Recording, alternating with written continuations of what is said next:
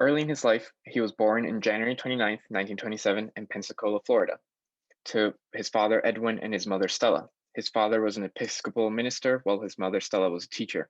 Both of them were Jamaican immigrants. By the age of 2 years old, he had developed a piano interest and his mother began teaching him. By the age of 3, he began performing on the organ at church.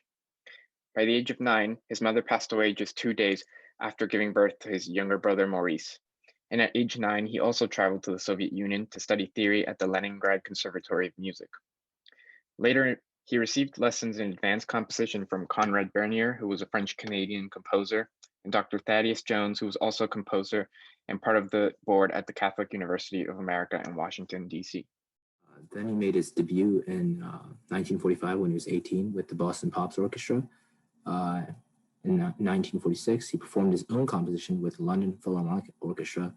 And in 1949, he was actually invited by the Haitian government to stay for a week and perform there. But later on, him and his organizer were concerned with Black musicians' success in classical music. And so they started incorporating blues, pop, and show tunes, as well as spiritual music, into their music. By this time, he was in New York City, and he even met Duke Ellington, and they became good friends. In 1955, he made his debut in Carnegie Hall with Ellington and the Symphony of the Air Orchestra, as well as performed with many other orchestras and many prominent opera houses of their time. And then he formed the Donald Shirley Trio with Ken Fricker on the bass and Jerry Taut on the cello.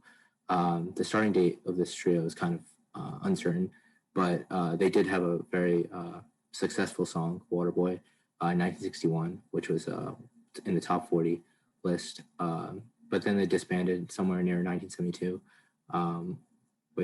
near the end of their careers. In 1974, when Duke Ellington died, he wrote a song lamenting his death, which also was very successful. Then he was later his life was later remembered in 2018 after his death. But there's a lot of controversy around this film just because it was not made by consulting his family at all. So it mostly really depended on Tony's family. But his relationship with the African American community was not very accurately portrayed, as he was very involved in the civil rights movement, as well as with his family, which he was shown to be isolated from, which wasn't true. But his relationship with Tony was very accurate, or at least according to their sons, and that Tony had his reservations in the beginning of the relationship, but as they worked together, they started to admire each other and became good friends. But other than that, he spoke fluently 8 languages throughout his life, and he was a very talented painter. And he's also referred to as Dr. Shirley because of honorary doctorates. There's not really a clear consensus on this. Some sources say that he actually studied at the University of Chicago for 3 of these doctorates, but there is sufficient proof that he did become a psychologist in the 50s, somewhere around the time where he was considering dropping music. And he even studied the relationship between juvenile crime and music, and he would perform at pubs and have his students record observations of the crowd and their responses to his experimental music. Imagine a Black man in 1960s pre-Civil War era going into the Deep South where segregation was law to perform in front of privileged and racist white people and accompanied by a white driver and bodyguard.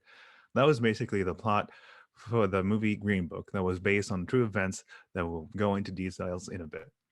And just to illustrate the racist tension that was going on at the time, he often had to go through the back door of nightclubs and use the closets for dressing rooms at his own shows. He befriended activists including Nina Simone and Martin Luther King Jr., and he also was present for the march in Selma in 1965. Now we're going to talk about his concert tour. Shirley went on a concert tour in the Deep South, believing that he could change some minds with his performances. However, he was very worried about the hostile treatment that was endured by Nate King Cole in Alabama a few years earlier. Cole had encountered racism firsthand while he was touring in the South in 1956.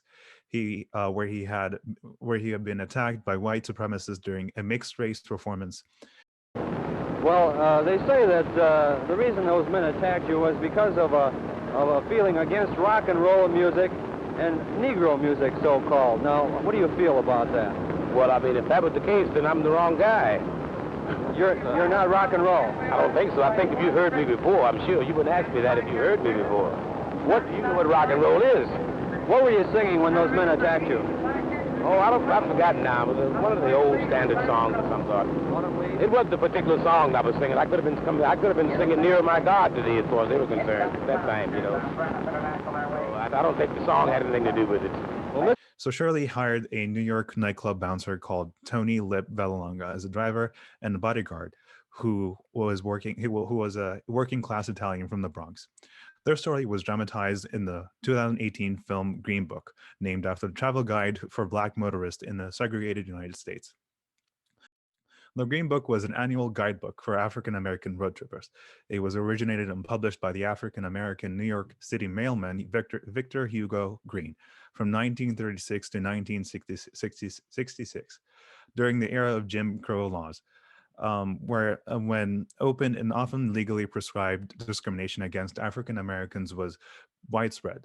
The African American middle class who were able to purchase a car and drive across the country faced a variety of dangers and inconveniences along the road, from refusal to food and lodging to arbitrary arrests, which we can see examples of which during the movie. So now I'm going to pick up where Tosh left off in the 1970s. At this point, he had developed tendonitis in his right hand, and that required him to lessen his piano playing.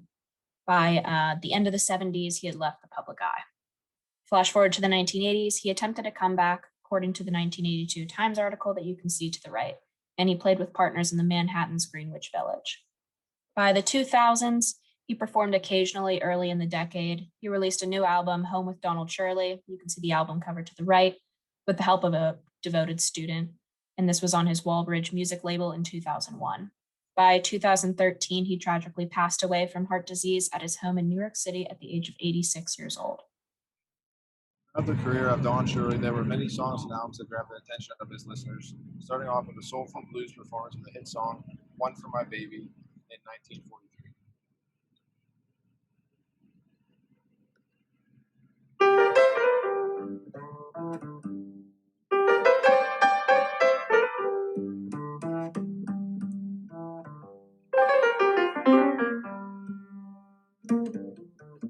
Perfect.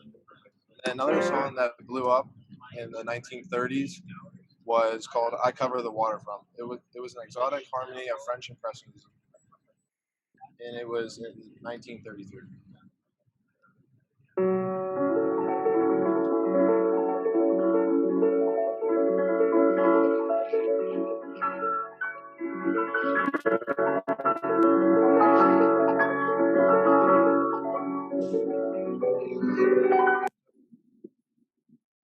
After this song, Don Shirley's improvisation inspired by the story of Eurytus in the underworld. So this recalls the bold programmatic drama of the music of Franz Liszt.